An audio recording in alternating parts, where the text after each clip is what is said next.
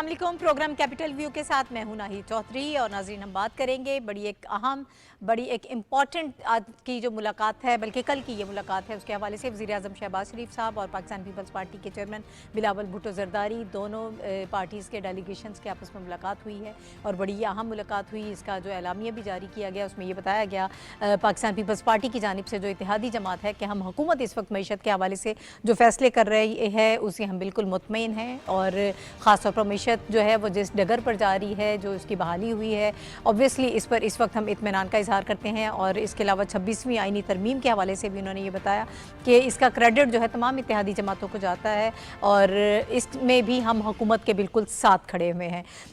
ये बड़ी अहम चीज़ है कि जमहूरियत और पार्लियामेंट की मजबूती के लिए तमाम इत्तेहादी जमातें और हुकूमत मिलकर चलने का इत्तेफाक कर रहे हैं, मईशत की बहाली की बात कर रहे हैं।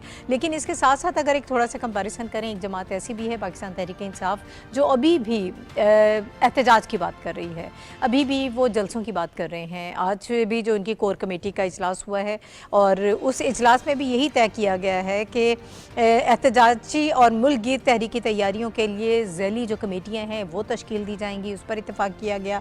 और इसके हवाले से काम एक जो स्टेटमेंट आई है वो भी बड़ी इंपॉर्टेंट है। अमीन गंडापुर फिर दोबारा जलसे की बात करें, 1 नवंबर की उन्होंने बात की है। ये सब क्यों हो रहा है, इस एहतजाजी सियासत से वो क्या हासिल करना चाहते हैं, ये बहुत बड़ा सवाल है और अक्सर इस सवाल पर बात होती है। आखिर उन्होंने इससे अब तक क्या हासिल किया है, क्या खोया है, क्या पाया है, हम चाहेंगे कि इस पर भी बात करें। और इस मौके पर एक मरतबा फिर जलसे जुलूस का ऐलान करना, जब ये सारी इनकी तहरीक का आगाज़ हुआ था, आपको याद होगा, ये इन्होंने रैलियों से स्टार्ट की, फिर जलसे किए, फिर लोगों की उसमें शमूलियत शामिल नहीं थी, अवाम शामिल नहीं थे, फिर ये एहतजाज की तरफ आ गए, डी चौक पे उसको बंद कर लेंगे, डी चौक पे आ जाएंगे, वहाँ पे भी अवाम नज़र नहीं आई। तो अब एक मरतबा फिर ये रिवाइज़ कर रहे हैं अपनी पॉलिसी को, लेकिन आगाज़ फिर वहीं से कर रहे हैं। दोबारा फिर जलसों की बात करें कि जलसों से इसका हम आगाज़ करेंगे, इसके पीछे क्या मुहर्रिकात हैं। और एक अहम चीज़ ये भी है कि ये किस चीज़ को छुपाने की कोशिश कर रहे हैं, जो अंदरूनी खल्फिशार, जो ग्रुप्स बने हुए हैं, जो टूट फूट इस वक्त तक हो चुकी है और मजीद हो रही है पाकिस्तान तहरीक इंसाफ की, शायद ये उससे भी लोगों की नज़र हटाना चाहते हैं। इस पर हम बात करेंगे प्रोग्राम में। मेरे साथ जो एनालिस्ट मौजूद हैं उनका मैं इंट्रोडक्शन आपसे करा देती हूँ। हमें इस वक्त ज्वाइन कर रहे हैं हाफिज़ ताहिर खलील साहब, शनीला अमार साहबा, डॉक्टर फारूक आदिल साहब और हमायूं खान साहब पैनल का हिस्सा हैं। आप सबका बहुत शुक्रिया। हाफिज़ साहब, मैं आपकी तरफ आऊँगी सबसे पहले। तो ये जो हुकूमत की हम बात कर रहे हैं, शहबाज शरीफ साहब जो वज़ीर आज़म हैं और साथ में बिलावल भुट्टो ज़रदारी साहब जो चेयरमैन हैं पाकिस्तान पीपल्स पार्टी के, इनकी बड़ी अहम मुलाकात हुई है और जो डेलीगेशंस आपस में मुलाकातें हुई हैं, मईशत के हवाले से बात की है, 26वीं आईनी तरमीम के हवाले से भी उन्होंने बात की है और ओवरऑल बड़ी सेटिस्फेक्शन का इजहार किया गया है दोनों जानिब से और मिलकर चलने पर इत्तेफाक किया गया है। पहले मुझे ये बताइए कि ये आपकी परसेप्शन क्या है, इससे क्या मैसेज जाता है? देखिए नाहिद, 26वीं आईनी तरमीम के बाद कौमी सियासत में एक ठहराव की कैफियत आई है और मुल्क में इस्तेहकाम जो है वो नज़र आ रहा है। और आज भी देखें कि जो स्टॉक एक्सचेंज का जो इंडेक्स था वो 91,000 की जो नफसियाती हद है उसको अबूर कर गया है। ये एक रिकॉर्ड है पाकिस्तान की मुआशी तारीख का कि 91,000 पॉइंट्स जो हैं उसकी हद जो है अबूर कर गया है।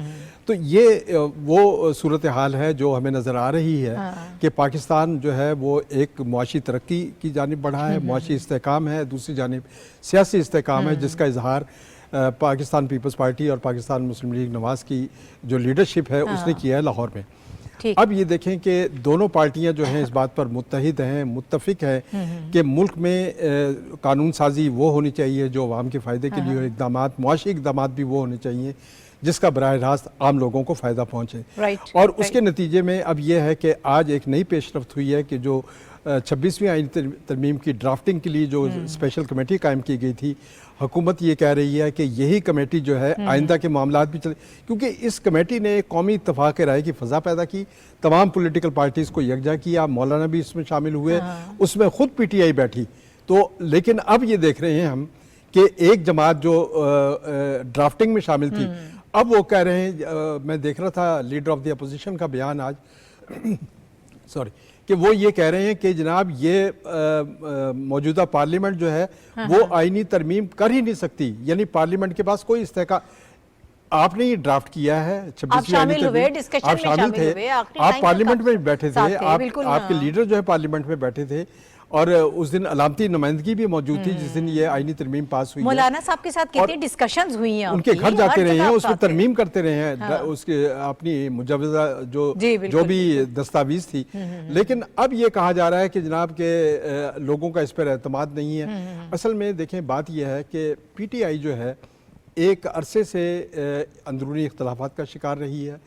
अब ये इख्तलाफात जो हैं वो बाहमी तलखियों, बाहमी उलझनों में बढ़ गए हैं। और यही वजह है कि पार्टी की सियासत और क़यादत दोनों जो है वो इस वक्त हम देख रहे हैं कि बाहमी इख्तलाफात ही नहीं बल्कि अब ये इख्तलाफात इस हद तक बढ़ गए हैं कि एक दूसरे को बर्दाश्त नहीं कर रहे, बल्कि एक दूसरे के ग्रुप्स जो है को निकालने की बातें हो रही हैं। अखबारात जो हैं, आप ये देखें, फवाद चौधरी ये कह रहे हैं कि पार्टी की क़यादत जो है खलंडरे और बच्चों के हाथ में आ गई है। ऐसे ही है। अच्छा, सोशल उनके मीडिया पे भाई भी जो हैं, तनकीद जो कर रहे हैं लीगल वो टीम में अपनी। शामिल थे PTI के, उनको बैरिस्टर गौर ने फारिग कर दिया है। उन्होंने कहा जी इनका कोई ताल्लुक नहीं है। ऐसे। अब ये फैसल चौधरी ने बानी PTI के लिए जेल की सहूलतों के लिए जो पटिशन दायर की थी उससे भी लाताल्लुकी का इजहार कर रहे हैं। देखिए, बात यह है कि PTI की जो सियासत है सारी, वो खुद चूंकि अंदरूनी इख्तलाफात का शिकार है, लोगों की तवज्जो और अपने वर्कर्स की तवज्जो हटाने के लिए इन अंदरूनी इख्तलाफात से वो रुख मोड़ने की कोशिश करते हैं एहतजाज की तरफ। ठीक ठीक, आपने बिल्कुल दुरुस्त तज्जिया किया कि पहले ये रैलियों से चले, रैलियों में जब लोग नहीं आए, उसके बाद इन्होंने जलसों की सियासत की, जलसों में लोग नहीं आए, उसके बाद एहतजाज की तरफ बढ़े कि हम जनाब पूरे पाकिस्तान को बंद कर देंगे। वहाँ पर भी लोगों ने इनका कोई साथ नहीं दिया। अब दोबारा जो है आज चीफ मिनिस्टर KP के उनकी तरफ से अनाउंसमेंट आई है कि 1 नवंबर को हम रिंग रोड पर जलसा करेंगे और उसके बाद पूरे मुल्क पे एहतजाज करेंगे। देखिए, ये एहतजाज लोग जो हैं वो इस एहतजाजी सियासत से तंग आ चुके हैं, क्योंकि कारोबारी बिरादरी जो है वो अलग परेशान है। उन्होंने पटिशनें दायर कर रखी है अदालतों में कि हमें हमारे कारोबार चलने दें। ये रोज़ाना जो ब्लू एरिया बंद होते हैं, रोज़ाना सड़कें बंद होती हैं, इसका अल्टीमेट रिजल्ट जो है आवाम को होता है। भुगतना तो नहीं पड़ता है ना। बिल्कुल। अच्छा, इस पे हम जरा डिटेल में बात करेंगे कि अब आवाम इनको किस तरह से रिस्पॉन्ड करेगी। अब ये इस काबिल हैं कि जलसे जुलूस कर पाएँ, रैलियाँ कर पाएँ, प्रोटेस्ट कर पाएँ। जितना कुछ हो चुका है अब चीज़ें खासी क्लियर हो गई हैं। इस वक्त हो क्या रहा है पार्टी में शहनीला? बहुत सारे ग्रुप्स नज़र आ रहे हैं। अतात आरड़ साहब ने पिछले दिनों बात की, उन्होंने कहा कि पार्लियामेंट के अंदर एक ग्रुप है, पार्लियामेंट के बाहर एक ग्रुप है। उसके अलावा भी अब जितना खलफिशार और टूट फूट नज़र आ रही है, अब तो वाज़े तौर पर सब चीज़ें नज़र आ रही हैं।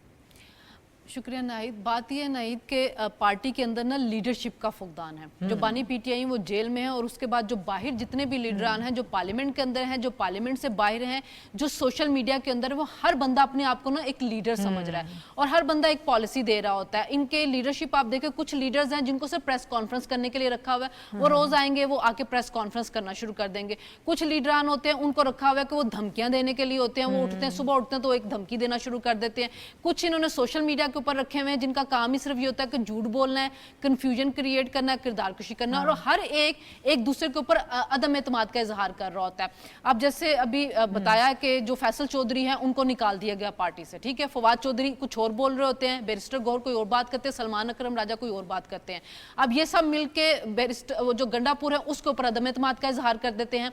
जो पार्लियामेंट से बाहर बैठे हुए हैं वो चाहते हैं कि हम हर वक्त एहतजाज की हालत के अंदर रहें, यानी कि इंतशार हो, सड़कों के ऊपर हो और इंतशार फैलाई रखें। जो पार्लियामेंट के अंदर बैठे हुए जाहिर है वो उनमें से बहुत से ऐसे लोग हैं जो पहली दफा आए हैं और वो नहीं चाहते कि वो जो पार्लियामेंट के अंदर आ गए हैं तो वो अपने 5 साल जो है उसको एंजॉय ना कर सके। वो चाह रहे हैं कि हम पार्लियामेंट के अंदर रहें और अपने 5 साल पूरे करें। कुछ इनमें लोग हैं जो सियासी जहन रखते हैं, वो ये चाह रहे हैं कि हम हुकूमत के साथ मुज़ाकरात करें, हम कुछ लो और दो की पॉलिसी के ऊपर अपने लिए कुछ कंसेशन हासिल करें और हम कुछ अरसे के लिए अपनी पार्टी को सस्टेन कर सकें और कुछ हम चला सकें। लेकिन उसकी वजह से कितनी कंफ्यूजन फैली हुई है कि आपको कोई एक लाहे अमल जो है वो नजर ही नहीं आता। इनकी कोई सियासी हिकमत अमली जो है ना वो नजर ही नहीं आती। अब 26वीं आईनी तरमीम है, उसके खिलाफ ये बोलते रहे और अदालत में जाकर सबसे पहले रिलीफ इन्होंने उसी के ऊपर लेने की कोशिश की। जब इनका वो पार्टी निशान वाला केस चल रहा था तो उन्होंने कहा नहीं जी ये तो आईनी मुकदमा है, इसको आप आईनी बेंच के पास भेजिएगा। फिर इनकी हालत ये कि ये चाह रहे कि हम फटाफट इख्तिदार में आ जाए। उसके लिए इनको अगर कोई जज नजर आता है, जर्नैल नजर आता है, कोई सहाफी नजर आता है, ये उसके पीछे चल रहे थे। मतलब वो बात नहीं है जिथे देखी तवा पर रात उथे गुजारी रात। तो PTI का हाल ये बना हुआ है। तो जब आपके अंदर कोई सियासी हिकमत अमली नहीं होगी, सियासी मेच्योरिटी नहीं होगी, जो बानी PTI हैं वो बैठे हुए हैं जेल के अंदर। अब वो वहां से बैठ के कुछ ना वो चाहते ये हैं कि हर चीज रोक दी जाए, यानी कि मुल्क को बंद कर दो, जैम कर दो। यानी वो नाराज हो रहे थे कि एससीओ क्यों नहीं रोक सके, अब 26वीं आईनी तरमीम क्यों नहीं रोक सके। तो इनकी सियासत ये, अगर आप ये देखें कि अगर ये कुछ हासिल करना चाहते हैं तो अभी तक इंतशार से, धरने से, एहतजाज से कुछ हासिल नहीं कर सके। ना ये किसी की तकर्री रोक सके हैं, ना ये इलेक्शन अपनी मर्जी से हासिल कर सके हैं, ना ही ये 26वीं आईनी तरमीम को रोक सके और ना ही ये एससीओ को रोक सके हैं। तो बेहतर ये है कि अगर ये लोग कुछ सियासी मेचोरिटी रखने वाले जो लोग हैं उनको आगे करें, उनको दूसरी पार्टियों के साथ उनकी मुलाकातें हों, उनके साथ बैठें, तो शायद इनकी पार्टी का कुछ सर्वाइवल नजर आ जाए। अदरवाइज ये एक ऐसी इररेलेवेंट पार्टी बन जाएगी कि अगले कुछ चंद महीनों के अंदर इस पार्टी का नामो निशान नहीं होगा। जो गुफ्तगू करना चाहते हैं, जो डायलॉग करना चाहते हैं, फिर एक ऐसी स्टेटमेंट दूसरे ग्रुप की तरफ से आ जाती है कि वो सारी चीज़ें मलियामेट हो जाती हैं, वो सब खत्म हो जाता है। अच्छा डॉक्टर साहब, अब जो हम पहले बात कर रहे थे, मैंने इंट्रो में भी कहा कि ये जो स्ट्रेटजी जो है उसको रिवाइज किया जा रहा है। अब जो शेड्यूल आया है और अली अमीन गंडापुर की जानिब से आया है, वो कहते हैं 1 नवंबर को पेशावर रिंग रोड पर जलसा करेंगे, उसका हमने फैसला कर लिया है। पूरे पाकिस्तान से लीडरशिप और कारकुनान जो है वो इसमें शिरकत करेंगे।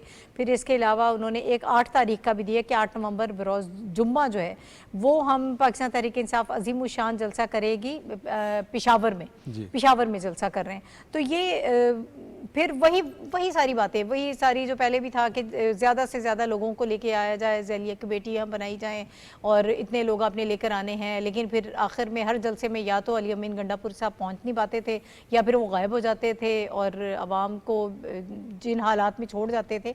अब आपको क्या लग रहा है, एक तो ये कि ये स्ट्रैटेजी क्यों रिवाइज हो रही है, दूसरा क्या अब आवाम सब चीज़ें देखने के बाद फिर दोबारा ट्रस्ट करेंगे, एतमाद करेंगे और इनके साथ चल पड़ेंगे? शुक्रिया नाहिद। जब आप ये एक सवाल फ्रेम कर रही थी और साथ एक तज्जिया भी दे रही थी, तो मुझे बचपन में सुना हुआ एक मुहावरा याद आया जो असातिज़ा बोला करते थे, अग्गा दौड़ तो पीछा चौड़। तो मतलब आगे आगे भागते चले जाते हैं, करते चले जाते हैं, लेकिन ये क्यों कर रहे हैं? इस पर आपका सवाल भी यही है और इसी पर गौर करने की ज़रूरत है। ये क्यों कर रहे हैं, ये समझने के लिए हमें ये देखना पड़ेगा कि हुकूमत की स्ट्रेटजी क्या है, वो क्या कर रही है। देखिए, हुकूमत का जो सरकारी इत्तेहाद है, यानी हुकूमती इत्तेहाद है, जो हुक्मरान इत्तेहाद और रियासत के सारे स्टेक होल्डर्स, इन सब का 2 नुकाती एजेंडा है। ये क्या 2 नुकाती एजेंडा है?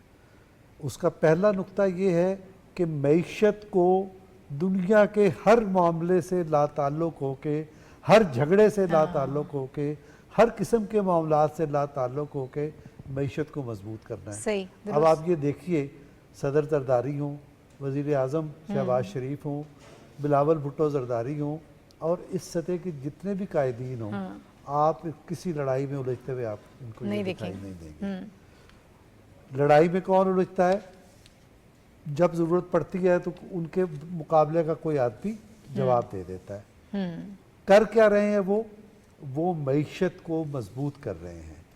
कल जो मुलाकात हुई जिसका हम जिक्र कर रहे हैं, उसका भी बुनियादी नुक्ता ये था कि हमने मईशत को मजबूत बना के आवाम को उस तक सहूलतें पहुँचानी है। ठीक। और बिलावल भुट्टो जरदारी साहब ने कहा कि मैं तस्दीक करता हूँ और मैं तारीफ़ करता हूँ कि हुकूमत की इक़्तिसादी पॉलिसी बिल्कुल दुरुस्त सिमत में जा रही है। ये क्या अलामत है? अभी आपको हाफिज़ साहब ने बता दिया कि इशारिये कहाँ जा रहे हैं, मईशत के स्टॉक एक्सचेंज कहाँ जा रहा है और क्या चीज़ें जा रही हैं। पहला नुक्ता ये है उसका। दूसरा नुक्ता है खारजा पॉलिसी।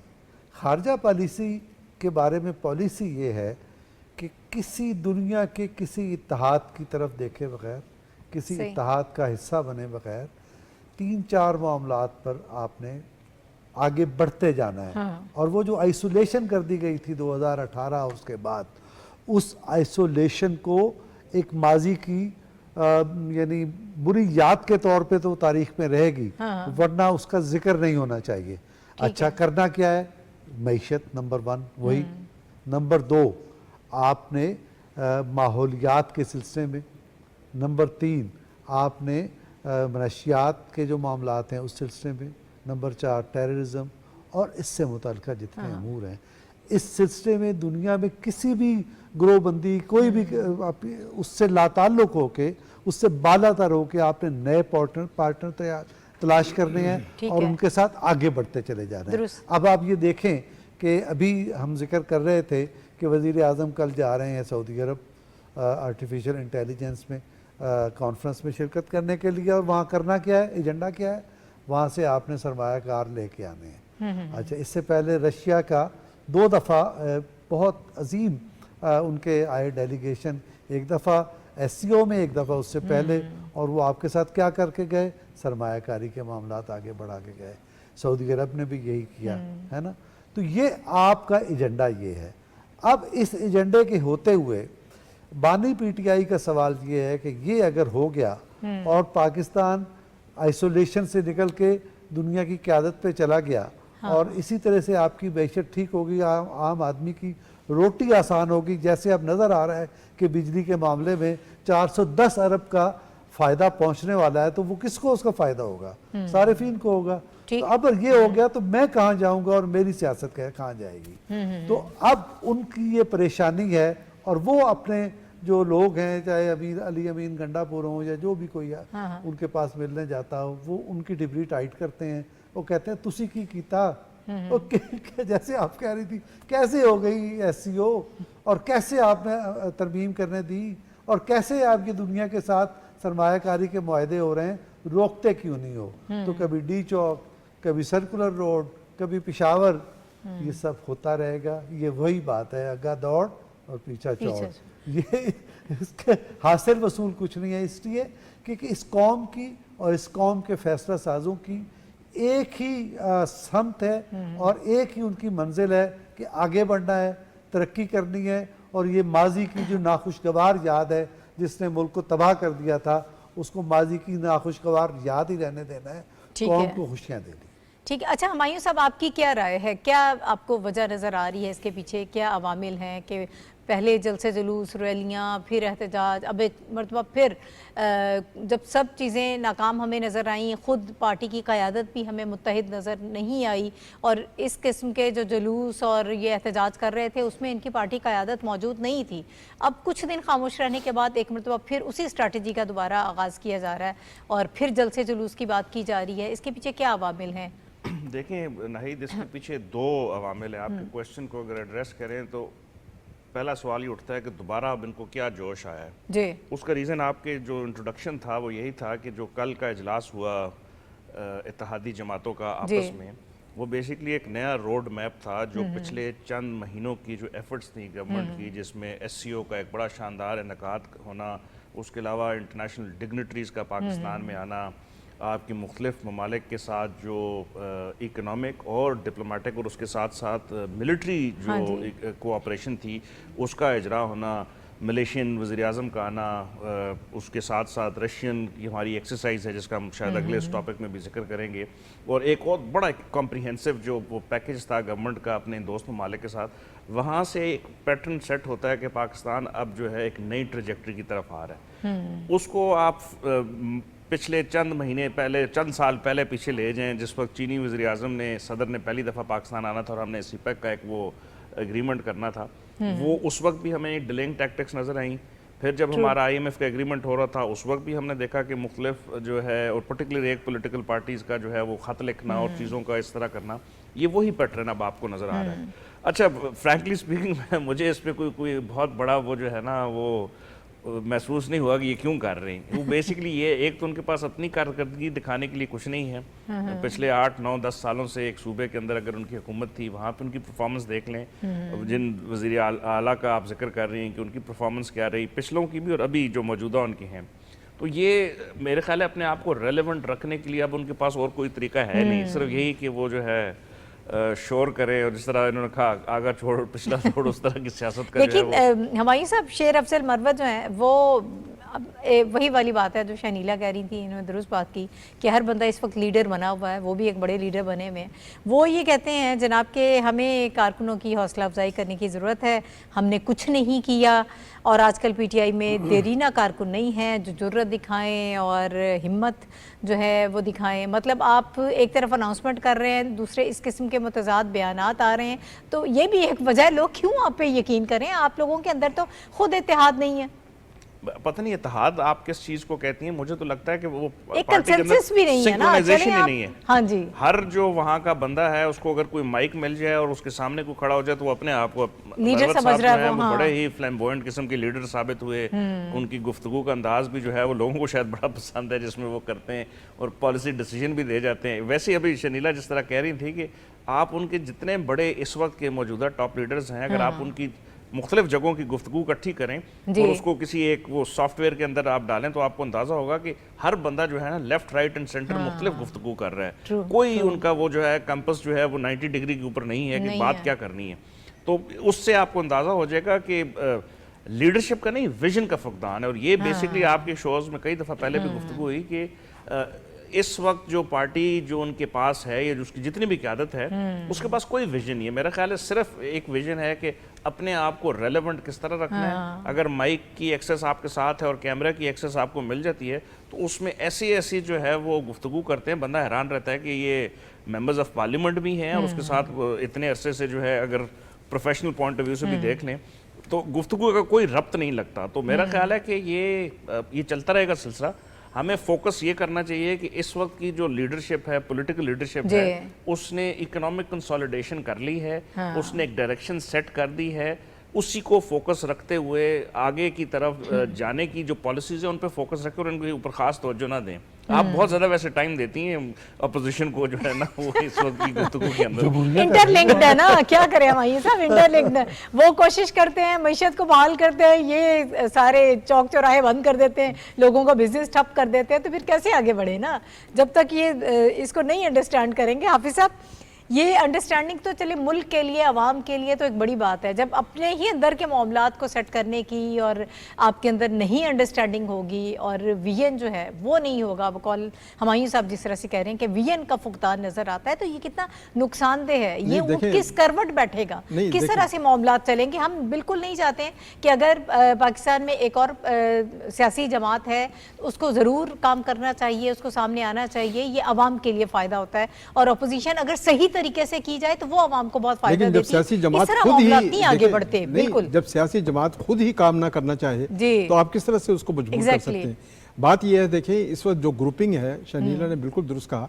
देखिए इस वक्त जो वाज़ेह ग्रुपिंग नजर आ रही, एक वो ग्रुपिंग है जो एक वो ग्रुप है जो पार्लियामेंट के अंदर है, हाँ। एक वो ग्रुप है सियासी कमेटी की सूरत में, कोर कमेटी की सूरत में, जो पार्लियामेंट के बाहर बैठे हुए हैं और वो फैसले ही करते हैं पार्लियामानी ग्रुप के खिलाफ।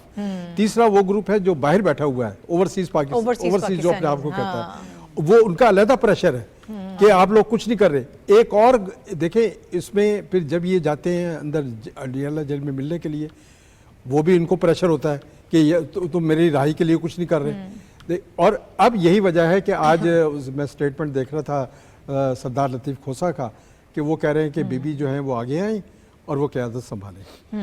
तो अब यानी पार्टी में जिस तरह की सूरत हाल चल रही है तो कोशिश ये की जा रही है कि बीबी आएँ और पार्टी की क़यादत संभालें। मेरा ख्याल है कि वो भी सूरत हाल नहीं बनेगी, क्योंकि उसकी वजह यही है कि यहाँ पर हर वर्कर जो है वो लीडर है और हर लीडर जो है वो एक अपनी एक अलग शनाख्त जो है वो बनवाने के लिए काम कर रहा है। तो पार्टी जो है इस वक्त वो उस तरह की मुनज़्ज़म पार्टी नज़र नहीं आ रही।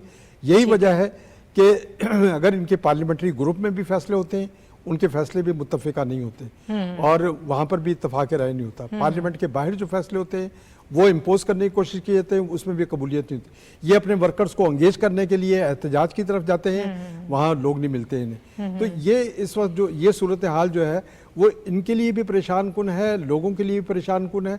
तो इसका हल एक ही है। इसका हल यही है कि जो पार्लियामेंट के अंदर लोग बैठे हुए हैं उनको काम करने दिया जाए, वो मकालमा करें, रास्ता बनाएं ताकि पार्टी सस्टेन करे, पार्टी आगे चले।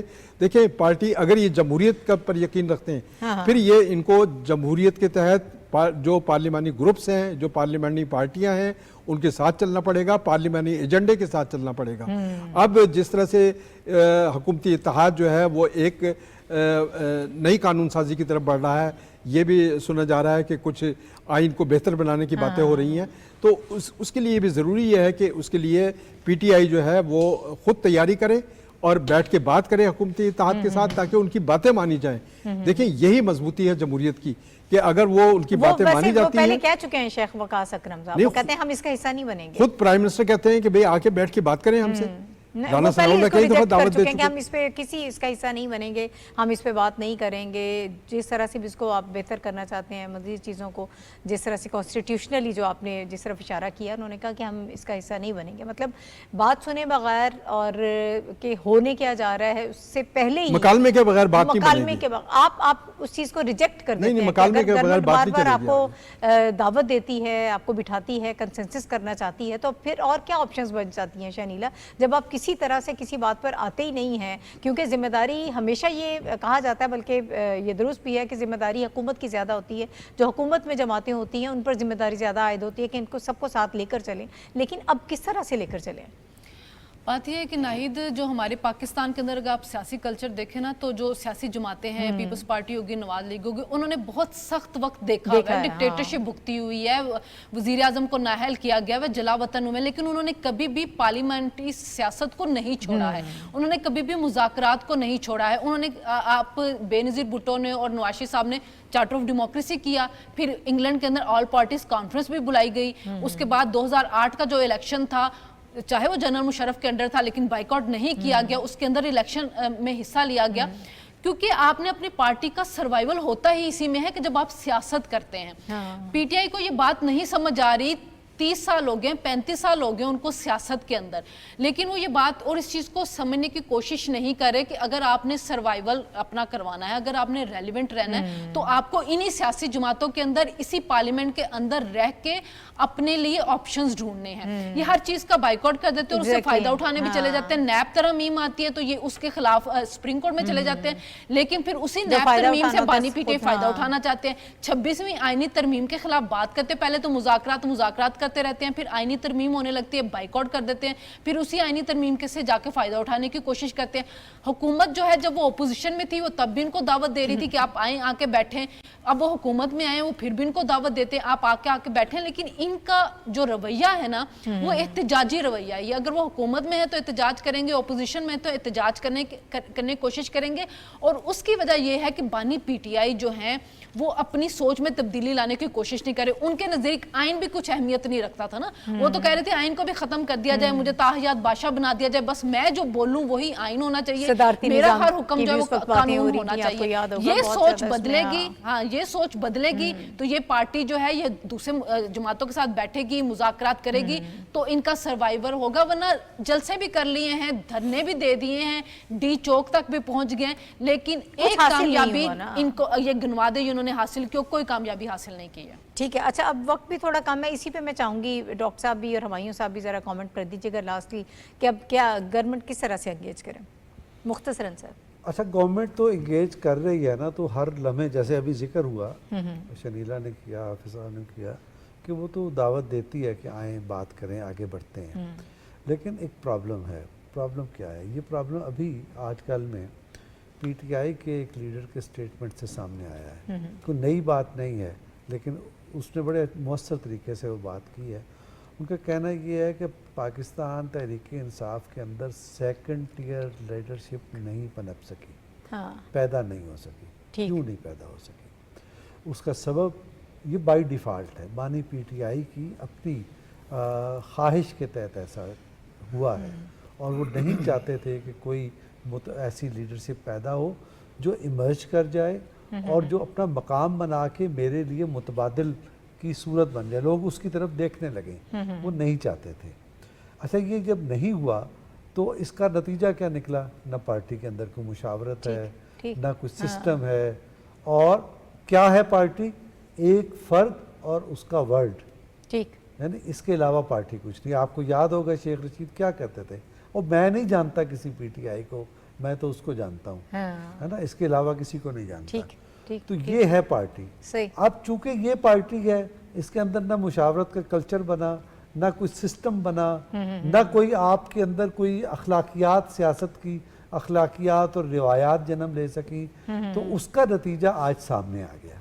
ठीक है, उसका नतीजा वही है जो अब आपने कहा कि वो सारे लीडरशिप के बयानात एक सॉफ्टवेयर में डाल के करें तो आपको एक चूचू का मुरब्बा नजर आएगा, ठीक है सर, वक्त खत्म हो रहा है। चूचू दिखाई देगी। ठीक तो है। ये नहीं होगा कि कोई पार्लिमान की जो इनके लोग हैं उनको मुज़ाकरात की तरफ जाने की इजाज़त नहीं दी जाएगी। जितना मर्जी आप इंगेज करते रहें, कोई उधर जाएगा तो उसको शटअप कॉल दी जाएगी और आगे नहीं बढ़ने दिया जाएगा। ठीक। यही प्लान है, यही मकसद है। ठीक है हमायूं साहब, मुख्तसरन मेरा आगे ख्याल है हम बढ़ते आइंदा आने हैं। वाले दिनों में आपको जी। और कंफ्यूजन नजर आएगी। ओके। उसमें जो अभी जो पैटर्न हमें नजर आ रहा है, बानी पीटीआई की जो एहलिया हैं उनकी तरफ से आपको चीज़ें जो है बाना नज़र आना शुरू हो जाएंगी, उनकी बहनों की तरफ से आना शुरू हो जाएंगी। फिर इसके अंदर मुख्तलिफ उनकी जो पॉलिटिकल जो काउंसिल है वो अपने बयानात देती है। उनकी अगर आप पंजाब की क़यादत देख लें जो कि पार्लियामेंट के अंदर है और जो पार्लियामेंट के बाहर है, उनके बयानात, केपी की जो पार्लियामेंट के अंदर है और उसके जो बाहर है, तो ये उनके कंफ्यूजन है statement। जिसका जो है, और इसका नुकसान मोस्ट लाइकली जो है पूरे मुल्क को होना है। एग्जैक्टली। क्योंकि जो अभी आपने दोबारा बताया कि कॉल्स की जो है एक नई शुरू जी, हो चुकी जी। है रवायत, तो खैर वो पहले से थी लेकिन एक नया सिलसिला शुरू होने वाला है, तो उसमें हम मुल्क एक तरक्की की तरफ जाने वाला है। और अगर ये चीज़ें जारी रहेंगी जिसमें कंफ्यूजन होगी और आवाम और लोगों का नुकसान वो होगा, इससे मेरा ख्याल नुकसान है ये उठाएंगे, बड़ा बिल्कुल। अनफॉर्चुनेट होगा हाँ। अगर यूनिटी ऑफ कमांड उनकी अंदर नजर आ जाए और वो पार्लियामेंट के अंदर बैठ के जो उनके रुकन वहाँ पे हैं गुफ्तगू करेंगे। वो कभी करते भी हैं लेकिन बाद में जब कॉन्स्टिट्यूशनल अमेंडमेंट्स का हमने देखा वो शुरू हुआ तो उसमें वो एक अलूफ और आइसोलेटेड थे। पहले वो मौलाना साहब के साथ थे, जब मौलाना साहब ने सपोर्ट की गवर्नमेंट के मौक़िफ़ की तो वो अब उनसे अलहदा हो गए। तो मुझे ये बड़ा एक अजीब सा वो जो है पैटर्न नजर आ रहा है जो कि मुल्क के लिए भी नुकसानदेह होगा, उनकी अपनी पार्टी आपका के लिए अपना तो ही ऑलरेडी होमवर्क नहीं था, आपको पता ही नहीं था करना क्या है, कोई ग्रुप कोई बात कर रहा है, कोई बात कर रहा है। जब आपकी मर्जी नहीं पूरी हुई तो फिर आपने कहा हम तो इसका हिस्सा ही नहीं थे। अब ये तमाम तर चीज़ें तो सारी रिकॉर्ड पर हैं कि आप सारी डिस्कशंस भी कर रहे थे, मुलाकातें भी कर रहे थे, लेकिन जब आपका अपना मुद्दा मकसद पूरा नहीं हुआ तो आप इस तरह से साइड पे हो नहीं सकते हैं। बहरहाल आगे बढ़ते हैं। बड़ी अहम एक और ख़बर है जिस पर हमें प्रोग्राम में बात करनी है। रूसी फेडरेशन की फेडरल असम्बली की स्पीकर जो हैं वो वैलेंटीना मैटविंको, वो 3 रोज़ा दौरे पर इस्लामाबाद में मौजूद हैं। कल से वो इस्लामाबाद में मौजूद हैं और ये उनका जो विज़िट है चेयरमैन सेनेट सैयद यूसुफ रज़ा गिलानी की दावत पर हो रहा है और दोनों मुल्कों के दरमियान बढ़ते हुए सफारती और पार्लिमानी ताल्लुकात में इंतहाई अहमियत का ये हामिल है। आज जो स्पीकर हैं उन्होंने पाकिस्तानी सेनेट से खिताब भी किया है और मुस्लिम उम्मा रूस में क़याम अमन और वतन के दिफा और दीगर शोबों में अहम किरदार अदा कर रही है, ये उनका कहना था। और मुसलमान जो हैं वो रूसी माशरे का एक हिस्सा हैं, ये भी इस मौके पर उन्होंने कहा। ये भी कहा कि पाकिस्तान में ख़वातीन को जितनी इज़्ज़त दी जाती है वो देखकर खुशी हुई। और बेनज़ीर की किताब डॉटर ऑफ द ईस्ट रूसी ज़बान में भी शाया हुई है। इस मौके पर उन्होंने ये कहा ये बड़ा अहम दौरा है और इसमें पार्लिमानी ताउन बढ़ाने पर बात हो रही है। मफाहमत की एक याददाश्त पर दस्तखत भी हुए हैं। इसी हवाले से आपको याद होगा कि पिछले दिनों जब SCO समिट हुई थी तो इस समिट में जो वज़ीर आज़म हैं रशिया के वो भी पाकिस्तान तशरीफ़ लाए थे और इस मौके पर वज़ीर आज़म शहबाज शरीफ की उनसे मुलाकात हुई थी। बड़ी अहम ये मुलाकात थी और ओवरऑल इंटरनेशनली भी इसको बड़ी पजीराई भी हासिल हुई, बड़ा फोकस भी था इसके ऊपर जब वो पाकिस्तान तशरीफ़ लाए हैं। सदर आसिफ अली जरदारी साहब से भी उनकी मुलाकात हुई थी तो ये उसमें भी ताल्लुकात को आगे बढ़ाने की बात की गई। फिर आर्मी चीफ से भी उनकी मुलाकात हुई। ये तमाम तर बहुत अहम मुलाकातें थी और बड़ा क्लोजली इसको ऑब्ज़र्व किया जा रहा था पूरी दुनिया की जानिब से, क्योंकि एक बहुत बड़ा इवेंट एक तो पाकिस्तान में हुआ और दूसरा फिर जो शख्सियात यहाँ पर तशरीफ़ लाई वो उनके साथ मुलाकातें और फिर जिस तरह से आगे ताउन को बढ़ाने की बात की गई, ये चीज़ें बड़ी इंपॉर्टेंट थी। अब जो स्पीकर हैं वहाँ की वो पाकिस्तान में मौजूद हैं, उनका जो विज़िट है ये बड़ा सिग्निफिकेंट है और पाकिस्तान के लिए इसमें क्या अच्छी ख़बरें हैं इस पर हम चाहेंगे कि प्रोग्राम में बात करें। हाफिज़ साहब मैं आपकी तरफ आऊँगी, कैसे आप इसको परसीव करते हैं, कितना ये अहम सिग्निफिकेंट ये दौरा है और इसको अगर हम रिलेट कर लें जो रूसी वज़ीर आज़म पाकिस्तान तशरीफ़ लाए थे और जो बड़ी अहम उनकी मुलाकातें हुई थी, ताउन को आगे बढ़ाने की बात की गई थी, ट्रेड को आगे बढ़ाने की बात की थी, एनर्जी समेत बहुत सारे सेक्टर्स ऐसे हैं जिस पर काम करने की बात की गई जी थी। नाहिद, देखिए SCO की सूरत में पाकिस्तान को एक बहुत शानदार डिप्लोमेटिक जो है वो कामयाबी मिली और पाकिस्तान का सॉफ्ट फेस और पाकिस्तान दुनिया में पाकिस्तान को ये ये मैसेज दिया कि पाकिस्तान एक महफूज मुल्क है, सिक्योरिटी के मसाइल ऐसे नहीं है जैसे बाज़ अनासिर पेंट करते हैं। जी। उसके बाद आज हम देख रहे हैं, आज का दिन मैं देख रहा हूँ कि सुबह से एक बड़ी पार्लियामेंट्री जो डिप्लोमेसी है उसमें एक नई जहद की तरफ हम बढ़े हैं कि आज सुबह जो है वो पार्लियामेंटेरियन ग्लोबल एक्शन, इसमें तकरीबन 30 मुल्कों के जो पार्लियामेंटेरियंस हैं वो इस्लामाबाद में जमा हैं। सुबह स्पीकर ने उसका इफ्तिताह किया था और इस वक्त भी उनकी मीटिंग चल रही है। उसके बाद दूसरी जो बड़ा इवेंट है वो है, ये बड़ा इवेंट है, रूसी वज़ीर आज़म जब आए थे SCO में, वो सबसे बड़ा डेलीगेशन रूस का था जो पाकिस्तान में आया और उसने पाकिस्तान के मुख्तलिफ शोबों में ताउन बढ़ाने के लिए बातचीत की। आज जब रूसी फेडरल असम्बली की स्पीकर यहाँ पर हैं, उनकी एंगेजमेंट, अभी उन्होंने सेनेट से खिताब किया, मैं सेनेट में मौजूद था और ये बात बड़ी खुशकुन थी कि जब उनका खिताब हुआ उसमें कई बार जो है पार्लियामेंटेरियंस ने उसका बड़ा भरपूर अंदाज से उसको सराहा, जवाब दिया और उसके साथ साथ उनका जो इख्तिताम था वो उर्दू में पाकिस्तान जिंदाबाद के नारे के साथ था।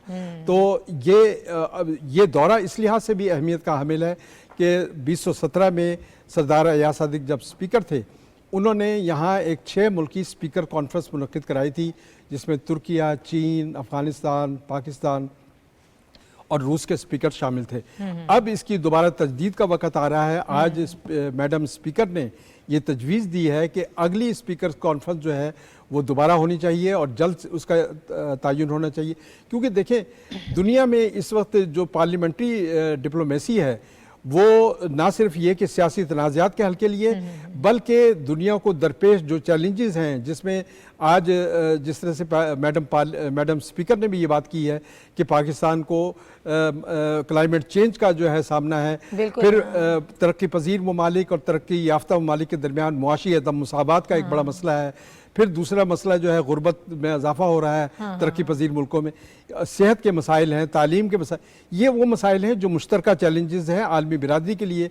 इससे बढ़कर जो है सिक्योरिटी के मसाइल हैं जिसने खित्ते को बेचैन कर रखा है, बेसकून कर रखा है। और यही वजह है कि ये तमाम ममालिक जो हैं, ख़ास तौर पर रशिया ये चाहता है कि अफगानिस्तान में अमन कायम हो और पाकिस्तान जो है उसमें लीडिंग रोल अदा करे ताकि पाकिस्तान में भी सरमायाकारी आए और पाकिस्तान और रूस के ताल्लुकात जो हैं फ़रोग़ पज़ीर हो सकें। ठीक है। अच्छा शनीला, पाकिस्तान और रूस के दरमियान जो पार्लिमानी और दो तरफ़ा ताल्लुकात हैं, यकीनन ये बहुत अहम है और इस किस्म के जो विज़िट्स हैं, ख़ास तौर पे जो अभी रूसी विफाकी असम्बली की विफाकी काउंसिल स्पीकर का जो विज़िट है, ये नो डाउट कि ये बहुत इंपॉर्टेंट है।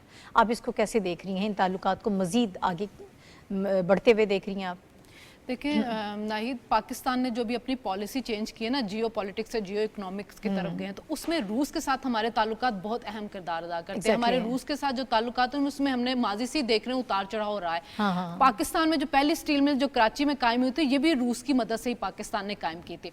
तो अब अगर हम तजारती लिहाज से देखें ना, तो अगर पाकिस्तान रूस के साथ तजारत करे, हमें भी बड़ा फायदा है, रूस को भी बड़ा फायदा है। और जो चाइना का इनिशिएटिव है ना, रोड एंड बेल्ट इनिशिएटिव, इसको रूस बड़ा अच्छे तरीके से देता है, क्योंकि रूस भी कनेक्टिविटी पे यकीन रखता है, पाकिस्तान भी कनेक्टिविटी पे यकीन रखता है। अगर आपस में इंपोर्ट एक्सपोर्ट हो तो पाकिस्तान रूस से जो है वो तेल सस्ता मंगवा सकता है, रूस से LNG सस्ती आ सकती है, गंदम हमें सस्ती मिल सकती है, यहाँ से जो है हम रूस को जो है वो एक्सपोर्ट कर सकते हैं, तो हम उनको फल बेच सकते हैं, सब्जियां बेच सकते हैं, क्योंकि ज़राअत के ऊपर अब हम काम भी कर रहे हैं और हम चाह रहे हैं कि हम अपनी ज़राअत को जो है इससे ज़्यादा से ज़्यादा मैशत में प्रमोट करके हम ज़र मुबादला जो है कमाएं। फिर उसके बाद टेक्सटाइल इंडस्ट्री जो है उसको ग्रो किया सकता है, क्योंकि हमारी टेक्सटाइल भी बहुत ज्यादा जो रूस की तरफ जाती है।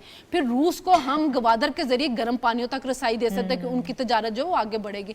अब पाकिस्तान और रूस जो है ना, उसका जो डेलीगेशन आया था SCO में भी बहुत बड़ा आया था, क्योंकि तजारती तौर पे और बार बार हमने देखा 2-3 दफा इनके वक्त आ चुके हैं पाकिस्तान के अंदर कि तजारत बढ़े, कंपनियों के आपस में ताल्लुकात बढ़े, क्योंकि पाकिस्तान ये चाहता है कि रूस और पाकिस्तान की जो तजारत है वो $5 बिलियन तक पहुंच जाए। तो मुझे तो ये ताल्लुकात जो माजी में काफी खत्म होते जा रहे थे, 2010 में इसका दोबारा से तजदीद हुई थी आसफ अली जरदारी साहब के दौर में। फिर उसके बाद 2014 में हमने वहां से हेलीकॉप्टर भी उनके हमने खरीदे। अब मुश्तरका मशकें भी हो रही हैं, हमारी दहशत गर्दी पे मिलकर काम करना चाह रहे हैं। तो मुझे ये ताल्लुकात बहुत आगे बढ़ते नजर आ रहे हैं। ठीक है, और कनेक्टिविटी जो हम चाह रहे हैं वो इसके जरिए प्रमोट होगी, और रूस जो है वो ब्रिक्स में पाकिस्तान की शमूलियत की कोशिशों को भी के लिए भी मददगार साबित हो रहा है। ठीक है, अच्छा जी जी डॉक्टर साहब, आप क्या असरात देख रहे हैं इन विजिट? अच्छा, कुछ है वक्त अभी बाकी? जी जी, आपकी राय के बगैर प्रोग्राम खत्म नहीं कर सकती। देखिए, एक सदी पहले एक कॉन्सेप्ट आया था, उसको हार्ट ऑफ एशिया कहा गया था, और ये कॉन्सेप्ट दिया था इकबाल ने। कहा था आसिया यक पैकरे आबोगिल अस्त, एशिया यक जान है, एक जिस्म है, अज फसाद एशिया आसिया, अगर इस एशिया में फसाद है तो फिर पूरी दुनिया में फसाद है, फिर खुशहाली अमन कुछ नहीं आ सकता।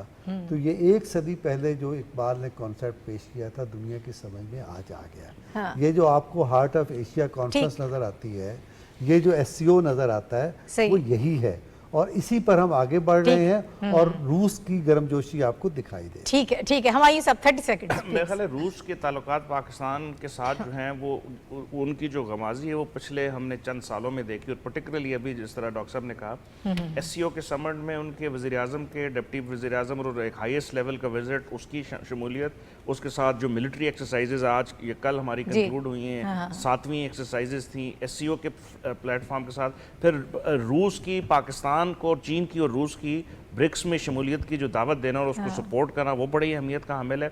और उस खत्ते के अंदर जो अभी शनीला कह रही थी, बेल्ट एंड रोड और चाइना पाकिस्तान इकोनॉमिक कॉरिडोर जो है, एक कनेक्टिविटी का और रीजनल इंटीग्रेशन का जो मैसेज देता है, वो इन मीटिंग्स का जो है तसलसल बताता है कि हम उसकी तरफ जा रहे हैं।